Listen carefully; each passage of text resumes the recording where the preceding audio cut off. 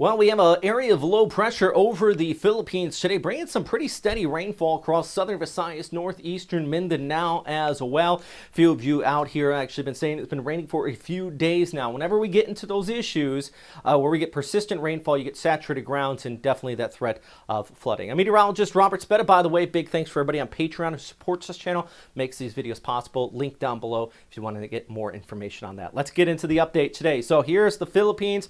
Here's the Western Pacific. If you're for some reason unfamiliar with the geography and you're watching this video, there's our area of low pressure. It was upgraded to an area of low pressure here on Sunday evening according to Pagasa, and look at the convection that blew up into the afternoon hours. This by about 7-8 o'clock into the evening, we had a large area of convection pop up over Siargao and Surigao in northeastern Mindanao, just towards the south of Tacloban. That bringing some heavy showers, pretty frequent lightning with some reports with that as well. Now stretching into Cebu as well. So the southern half of Visayas, northern Mindanao, just getting in on the rainfall out here today. Pretty heavy stuff kicking on through with that latest round of precipitation with that tropical wave. Now here's the good news. A few of you are asking, was this going to develop further?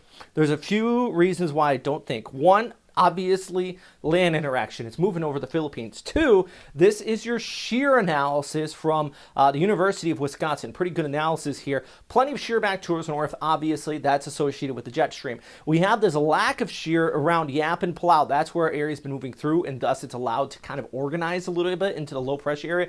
But you can see right here, that's actually a little bit of shear on the western half of the Philippines over towards Palawan into the Sulu Sea. When it hits that, it's going to really start to get stretched apart. But also, we have a cold surge coming in from the north. So, of course, plenty of rainfall Tuesday into Wednesday. And then we get the shear line that's going to be setting up across this area and really just bring in persistent rainfall. Wednesday into Thursday, yeah, the rain's going to break at times, especially into Mindanao. You start to get a little bit of a break. Southern half of Visayas as well. It'll slowly lift towards the north. But I still think on and off spotty areas of showers is still going to be possible. But the persistent rainfall will slowly lift north into Manila by the end of the week. Not quite getting to northern Luzon, but Manila by Thursday and Friday, we'll start to see an increase in showers. And you can see the bigger picture, that low pressure area moving past Okinawa. There's the shear line stretching all the way back here towards the west.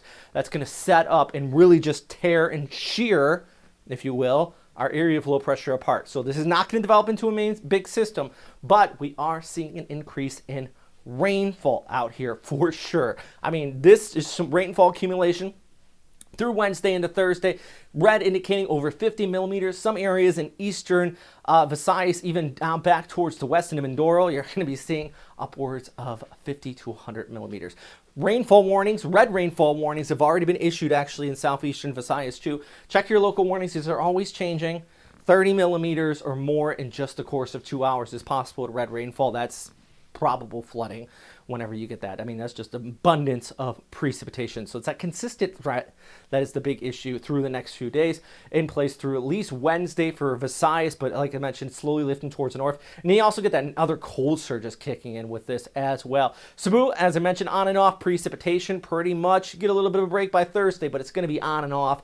Temperatures into the high 20s out here for you. Let's do our flyover, because I know other parts of the Philippines are curious, and a lot of you have been watching. Big thanks for everybody who has been subscribing to this YouTube channel and on Facebook page. Cebu 28, as I mentioned. Bacolod 30 degrees. Rojas at 29. You get the rainfall. So does Legazpi as well here on our Tuesday. Extending back towards the north into Manila, you've got 32. Cloudy skies, so the rain's going to increase later this week for you. Same back into northern Luzon. Now, this does show across the valley. We got a little bit of precip here on Tuesday. I think Tuesday morning you're going to see some cloudy skies. More or less, it's that northeasterly flow, so a lot of that's just going to be kind of cloudy, some drops kicking on by with it as well, but not nearly as heavy as further down towards the south. Once again, as I mentioned at the start of the video, if you do like these updates, check out our Patreon, link down below. And as always, of course, number one thing,